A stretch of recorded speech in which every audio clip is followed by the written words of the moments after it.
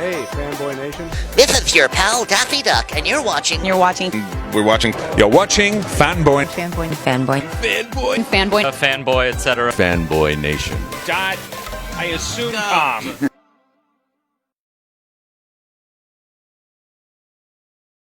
Unfortunately, with the way the world is, we can't gather in small groups at least or go to the theater, but we can do it virtually.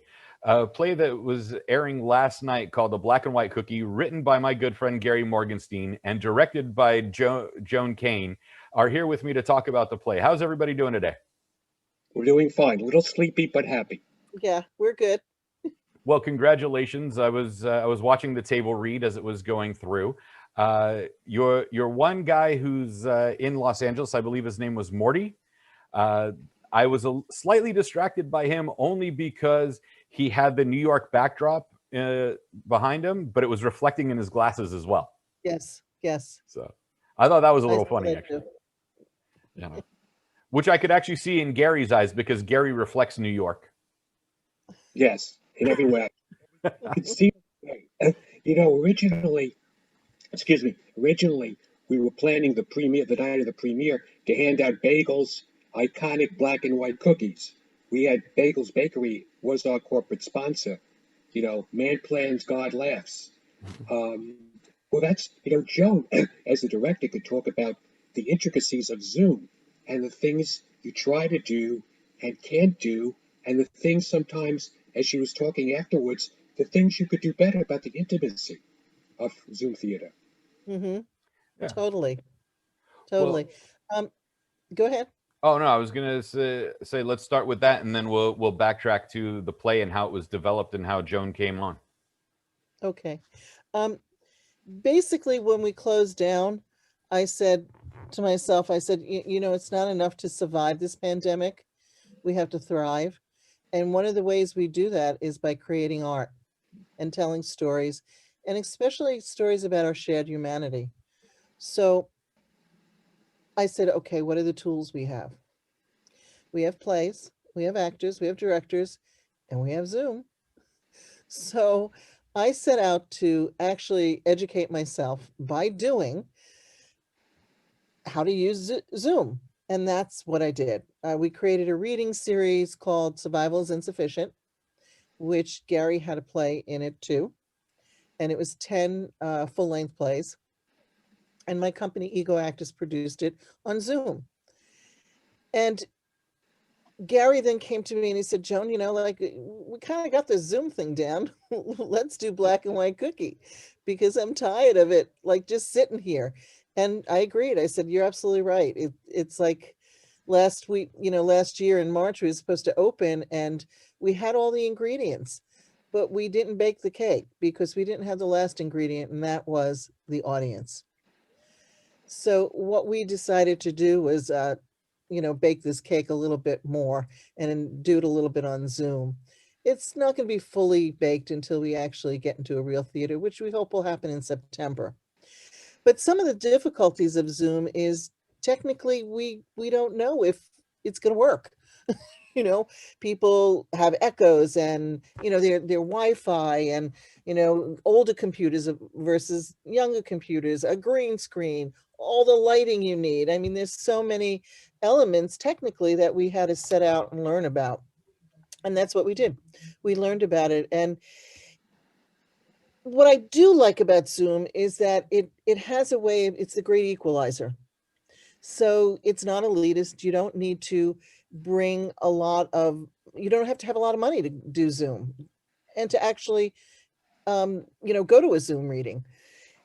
We have had people from all over the world seeing a Black and White Cookie, and also other readings that I've done, because you don't have to fly across the ocean to New York City, and it's the same thing. People that I know, friends and family that I know across the country, they've finally gotten to see the work that I produce and direct.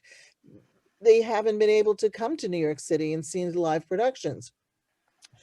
So basically, it's a way of, I think, connecting us. I think it's a lot more intimate than theater is, because you can see, the nuances of the actor's face. Now for the actor, it's hard because the actor doesn't have another actor working off of them, their partner in the actual space. So they have to do what I call the green dot line, acting. They have to look at the green light and act. And that's, that's hard. That's really difficult. You really have to listen a lot clearer, a lot more intensely. And the actor is in charge of everything. Their costumes, because we're not together because of the isolation and our quarantine. So the actor has to supply their own costume. They have to shut their camera on and off. They have to be not only an actor but a stage manager and a technician. And I have to applaud the actors last night. They actually rose to the occasion, and we had extra sessions to actually look at how do we turn our camera off? What do we do? Do we come in closer? Do putting ourselves in these boxes and to make sure we weren't fuzzy. So it's a lot more work, actually, I think, to do Zoom than it is to be in the live theater. Actually, it's not a lot more work. It's just a different kind of work. Right. Yeah. Yeah, I spoke with the dean of visual arts or performing and visual arts at Endicott College over in New England, and they were on this before everybody else. That one of the students got locked down for their dance recital in Italy, and she was able to do her performance and choreograph it with the students that were there in person via Zoom. Yeah. So it's interesting to see how that goes about. But with the way it is now, the advantage, like you said, is being able to see it across the country or across the globe. What does that mean for theater almost becoming cinema? Because, Disney Plus released Hamilton on their platform, and it was just, them recording the stage performance, not turning it into a full-fledged movie musical. Mm-hmm, mm-hmm. I think it's a hybrid. The longer, I mean, you have to really be familiar and know how to use the visual aspect of film. We don't really have the different camera directions, the long shot, the full length shot, the close up. We don't have any of that. But we do have live. We're live. We're in real time now. So as a result of that, it has that aspect, that scary aspect of, oh my goodness, the scenery may fall on me, meaning, the Zoom may cut out. So it adds to the nerves, it adds to the liveness, it adds to the spontaneity. I don't know, for my company, Ego Actus, what we're going to be doing is we're going to be adding some streaming to the productions that we're going to be doing in the future. We're still figuring it out. We're still trying to understand what contract under the union contract do we work to do that. It's probably another budget item, copyrights, all of this that you have to figure out as a producer. But I think that we're going to do that because we've increased our audience tremendously. We've had, as I said before, we've had people from all over the world seeing our work and cross-pollinating. Artists have cross-pollinated with each other. We were working with an author in Norway. It's really, I think, rich. I think it's a really a rich way of working. Yeah. What do you think, Gary? Well, I think when you talk about the hybrid, watching last night, I was struck by it also has a hybrid of old school radio drama, because you're listening to the stage directions as well. So you're talking about theater, film, and audio drama in a completely new sort of creative melting pot. And I think that's really fascinating. I think until we get into theaters, I think streaming is the way. So if we wanted to stream a black and white cookie, would we do that? Would we rent a theater for the night and do it that way and get everyone tested? I think it's more I think it's more involved than that. I'm about to work on a project where we're going to be doing it over Zoom because everybody's isolated, as I said, and we're not going to have to get tested because we're going to be by ourselves in our own little boxes. But we're going to film it, we're going to record it, and we're going to record it multiple times, and then go to the editing room and edit the full play together. But we'll have choices to be able to do that because we filmed it. Actually, we didn't film it. We recorded it. It's video. It's not really film.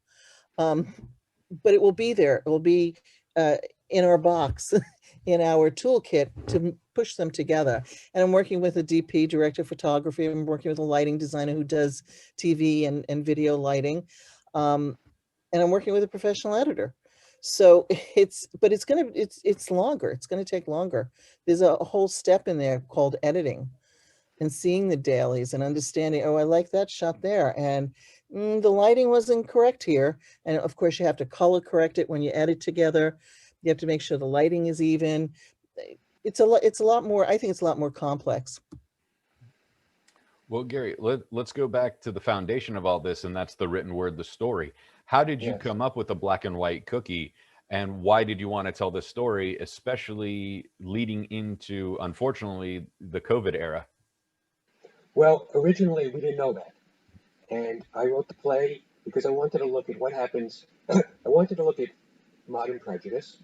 I wanted to look at anti-Semitism, which is modern anti-Semitism is rarely touched because it's always, the Jewish victim. It's Anne Frank, it's Bobby Yar, it's, get down on your knees, kaboom, that's it. And once you goose step onto stage, the audience doesn't really have to wonder who the character is. That's boring. With all due respect to Spike Lee, Black Klansman got boring after a while because it was one note. Now, I'm not saying to humanize the Klan, but when it's all when you have the drama as being just all evil, you don't have to think. It doesn't let the audience, the reader, the viewer, whatever, have time to ponder. So I wanted to look at what happens when good people have prejudiced views, because ultimately what enshrines hatred and, in the long run, tyranny are the good people who look away, who mainstream hate, who say, well, what those people like, those people being any people, okay, for any reasons, any caricatures. And I wanted to explore that and how we address that.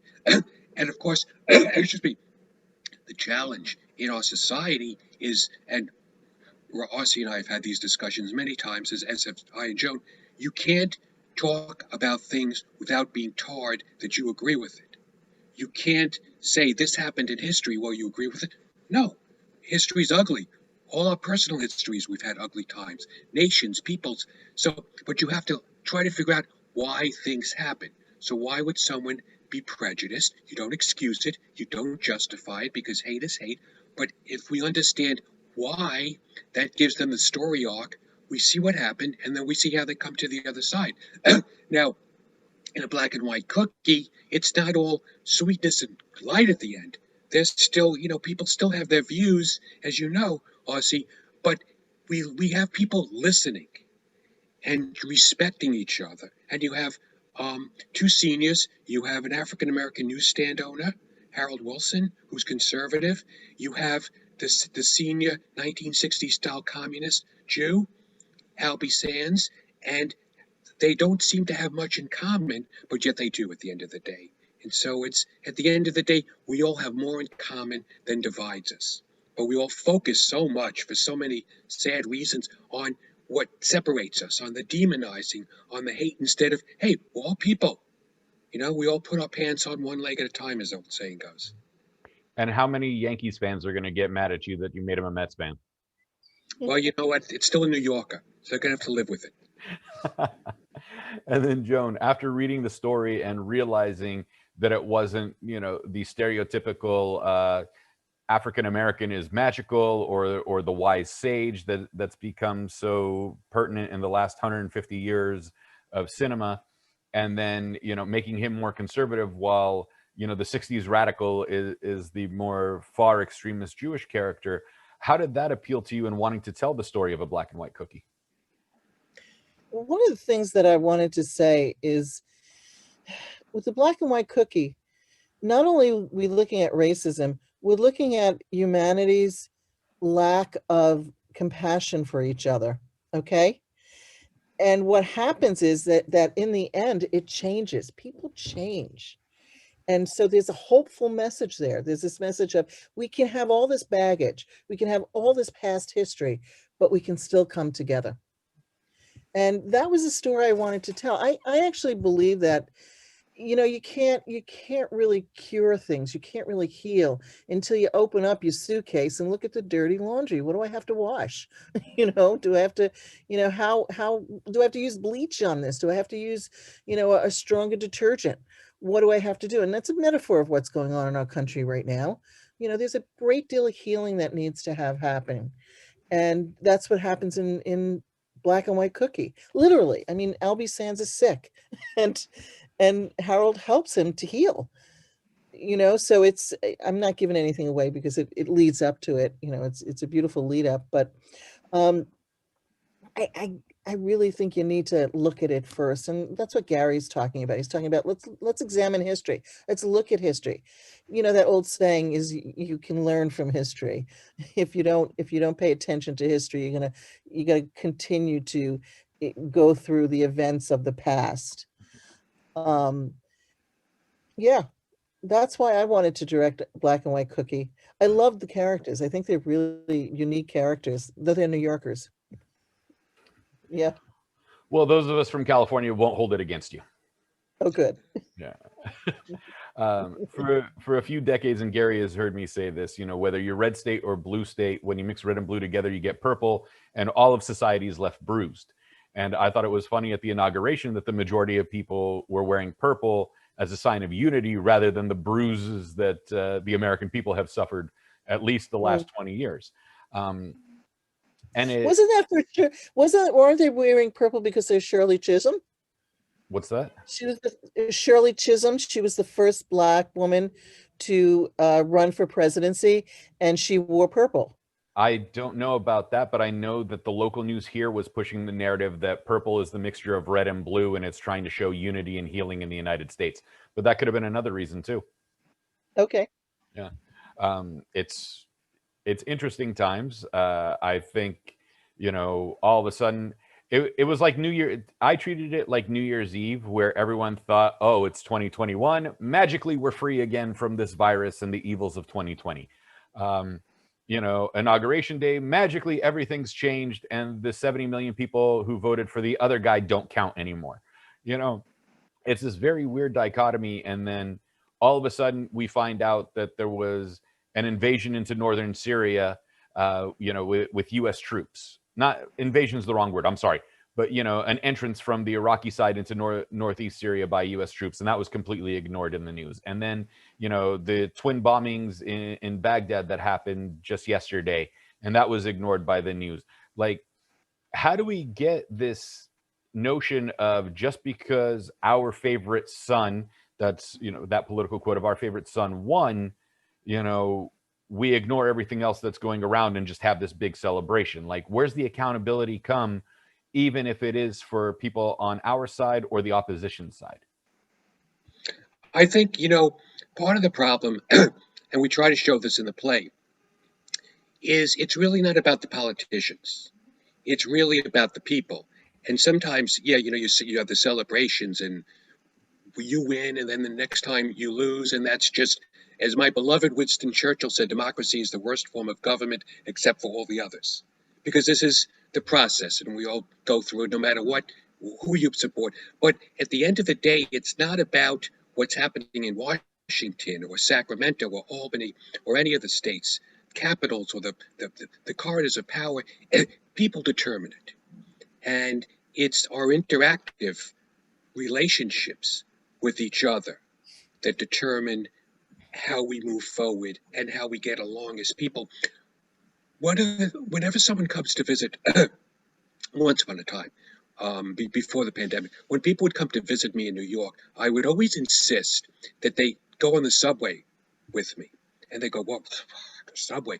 And I said, I want you to sit there, and we'd sit on a subway car, and you'd see all the different people there sitting next to each other, and the great, wonderful rainbow of New York City. I'm not going to tick off all, you know what I mean. All different people just sitting there, all in their own worlds, all bored, all just wanting to get through the day, get to work, get home, not fight with their spouse, not get fired, just have regular time. And there's something simplistic and beautiful about the way in our New York, because it's such a melting pot, get along in many cities. And I think we have to go back to that. That when you're together, you're at a baseball game back in the days, and we will someday, the theater someday, wherever, it's just all of us. And it doesn't matter who you voted for, who you might vote for. Your views on which issue. We're just people. And, I don't want to sound like a citizen of the world, but it's like that all over the world. We're just trying to get through the day. I want to say something about this also. I actually think that it's not a bad thing that our country is the way it is right now. I always look at silver linings, right? It has actually brought people together. It has also made people realize that they need to participate in their democracy. This is a participatory democracy. You can't just sit back and let the president do what he's doing, or your congressperson. You have to participate. You have to get your voice out there and let it be known. Now, America is broken. No one's saying it isn't. I believe in this thing called kintsugi. It's the Japanese art form. It's when a vase or a bowl falls on the floor, it breaks into different pieces. And instead of throwing the pieces away, you take those pieces and you put them back together with gold glue, sometimes silver glue.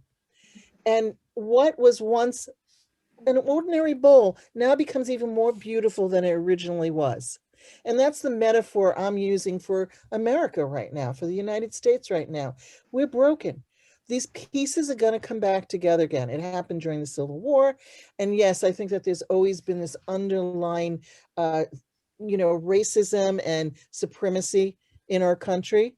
But now it's out in the open. We can look at it and we can say, okay, how are we going to put these pieces back together? I really feel we have a choice to do that. We have a chance to do that right now. And I think more people are going to participate in this democracy. Well, I've always said that I prefer my racism to be overt instead of covert. Okay. Well, because I'd rather know. It's like, oh, this guy has this view about whatever. I don't want to talk to him about it. Yeah. Rather than code words and, flowery language that makes you wonder. Yeah. Because there's nothing preordained that the United States shall always be a great democracy. Where's that written? Nowhere. There's no guarantees. I mean, you talk about all the great, and R.C. is a historian, and he was a former professor, and you know about ancient peoples who disappeared, right? And down through history. There's nothing, just because it says on our money, in God we trust, doesn't mean forever we will be a great free country. It could go easily. And I think, as Joan says, we have to work on it. But the question is, how do we do it? And I think, and what we try to show in the play, is that ultimately they listen. There's a scene, again, I'm not going to spoil it, but there's one of the characters is pretty blatantly bigoted. And you can see her, as she's talking, she's uncomfortable with what she's saying, because she's really seeing the impact of her words on another human being. Because the character's a good person. She would never hurt anyone. If someone was attacked, she'd go on the street and defend them. But when you see how it's coming out, the ugliness, the words, it changes you. And not only are you listening to other people, but you're listening to yourself. And we are so, you want to talk about we're all siloed. Here we are in Zoom, okay? God knows when I'll ever see RC, eventually we will. Right. But, I haven't seen Joan in, it was Coney Island. No, it was the fall. We went to the theater. But, the people you can't see. But we live in a society where social media before this had siloed us. We were all, our own emperor. But it wasn't bringing people together. It was, I'm the best. Listen to me. I'm on social media. I could say any sort of crazy stuff I want. And I think we've got to break out of that silo of only listening to ourselves and not listening to ourselves, and hear what we're saying and see how it affects people. And that's what theater does. Yes, and it's doing that. Exactly. It's a community that comes together of people that don't even know each other most of the time. and you're sitting there and you're seeing this person across from you laughing, or crying. And what we do is afterwards we have talkbacks. Like this coming Sunday, we're having a second reading of Gary's play, Black and White Cookie, September 24th. I'm going to do a plug here, September 24th at 3 p.m. And we're going to have a talk back afterwards with Gary. September 24th? I'm sorry, Yeah. January 24th. I was going to say, we're 9 months ahead. That's when I hope we're going to be in the live theater. That's what I'm thinking. You've already set the calendar. September 24th, that's when we're going to be in the theater. I live in intention. What is my intention in this world? I want us to be in the theater in September. So, but anyway, January 24th at 3 p.m. If you go to egoactus.com, egoactus.com, you can register for the Zoom link, and then we'll send it to you. And we will have another reading of A Black and White Cookie. And afterwards, we're going to have a talk back with Gary, and whoever wants to stay in the Zoom room, we're going to talk with Gary about his play and the other artists involved. So the reason why we do that is because we want a place for people to be able to share with each other and have those conversations that Gary's talking about. Let's talk to each other. Let's share what we feel. Let's share what we thought. How did this spark us? What did it do to us when we saw this play, when we saw these characters intertwined and connecting with each other? What did we do? How did that change us? And maybe it doesn't change us, but giving that format, giving that place to have those conversations, I think theater does that. What's also, go ahead, Gary. I think you want to talk about silver linings. I think Zoom has kind of brought theater into the 21st century because it's made it adapt different technologies. And I think by Zooming and showing people what theater is about all over the world, all over the country, the casual viewer goes, sounds interesting. And I think that's really necessary because I always feared that theater was going to be like baseball, my beloved baseball. It's going to be the province of people who are more well-heeled and older, and it needs to be shared and needs next generations.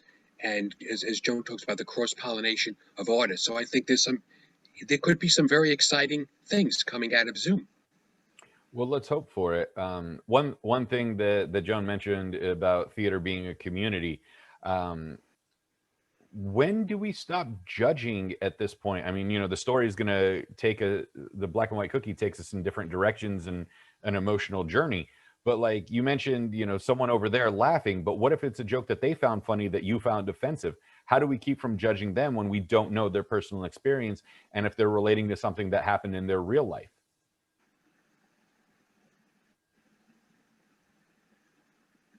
Well, I think that you have to accept it.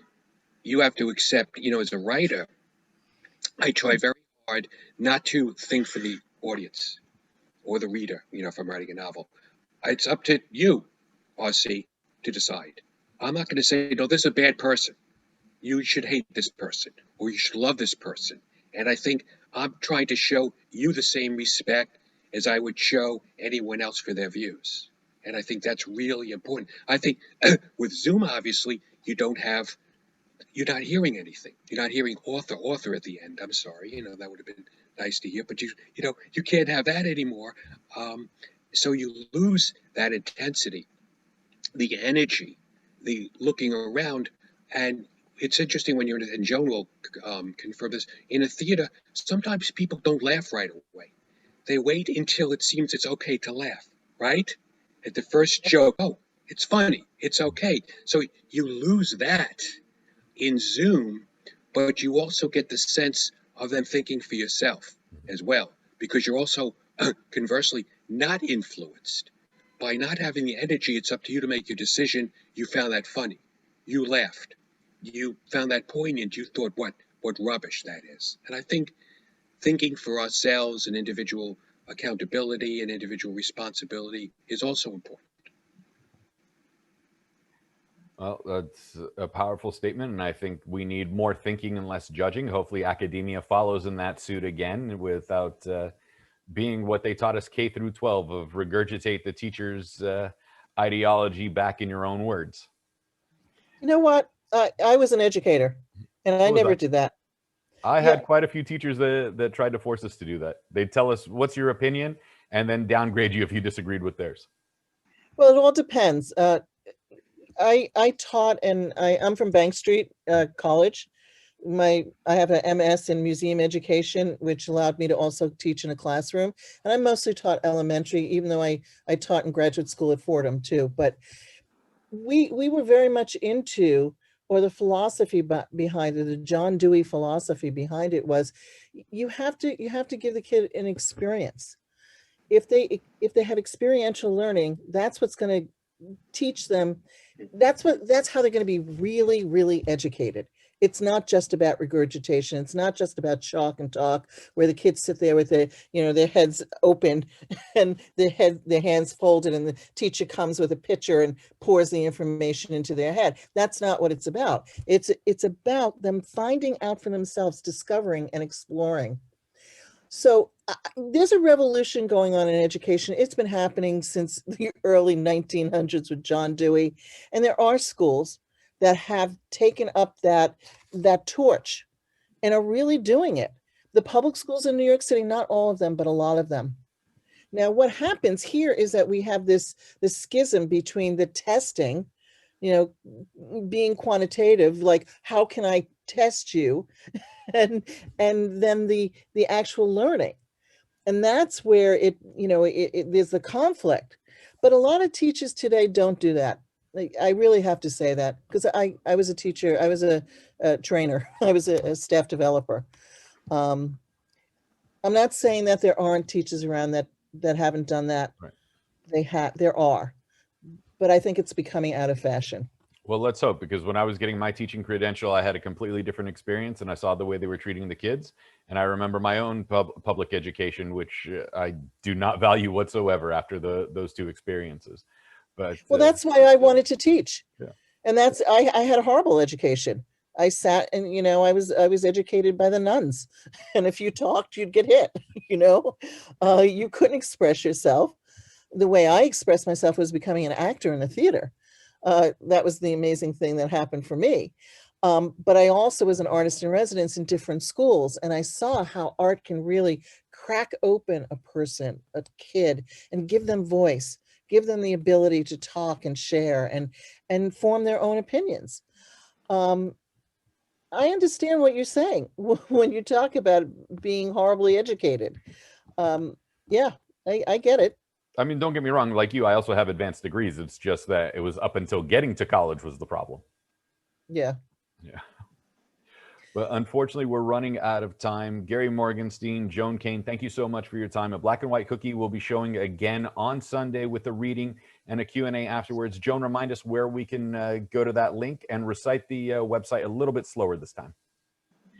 Ego Actus, EGOACTUS.com. Perfect. And where can we find either of you on social media if we want to connect with you? Ed Ryder Gary. At Ryder Gary, okay. Okay, I'm Joan Kane on Facebook, and Joan Kane 1 on Twitter, and Joan Kane 9 on Instagram. And also Ego Actus has pages. Perfect. And if you want to check out Joan's cat and theater pictures, go to Instagram. If you want to argue with her about politics and education, go to Twitter. If you want to read Gary's book as well, I think the second book is coming out soon, correct? In the trilogy? Go to bhcpress.com. And what day does the new book drop, Gary? March 25th. March 25th. Perfect. And Joan, do you have any books coming out or anything else? Any other plays you want to plug? Well, yeah, my own show. I have a one-woman show that I wrote, and I actually act in it, called Almost 13. And hopefully this summer I'll get to take it to Edinburgh Festival, but I'm not sure that's going to happen. We have to keep our fingers crossed. Well, if not this year, then definitely next year, but fingers are crossed. Congratulations on A Black and White Cookie. Thank you to the two of you for talking to me today. Thank you.